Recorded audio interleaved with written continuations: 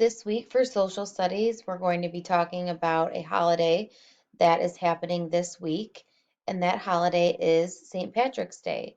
So on Wednesday, we will be celebrating St. Patrick's Day.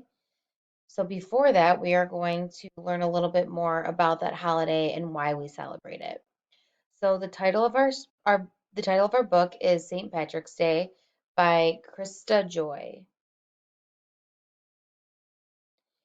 St. Patrick's Day is March 17th. It is a national holiday in Ireland, but celebrated many other places as well, like here in the United States. But why is it a holiday? And who was St. Patrick? St. Patrick was born in Great Britain in the 4th century into a wealthy family. His father was a deacon in the church, and his grandfather had been a priest. At the age of 16, St. Patrick was kidnapped, taken to Ireland, and spent the next 6 years being a shepherd. While watching his sheep, St. Patrick heard God tell him to run away. So he headed for the coast where there was a boat. He returned home. Once back home, St. Patrick became a priest. After a while, St. Patrick returned to Ireland, preaching and converting people to Christianity. He ended up converting thousands of people and later died on March 17th.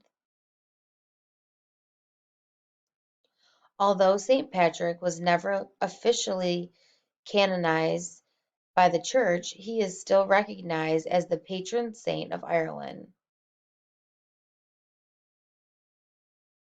There are a lot of symbols and traditions that surround this holiday.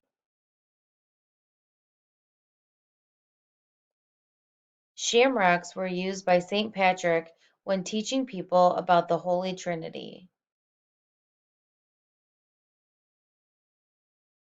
The color green has strong religious and Irish ties and has been associated with this holiday since the 1700s. More recently, foods and drinks that celebrate Ireland are also popular on March 17th.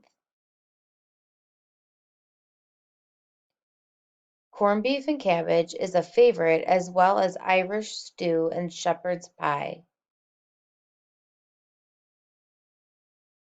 There are parades in many cities with music and dancing. St. Patrick's Day is a great holiday. How will you celebrate it?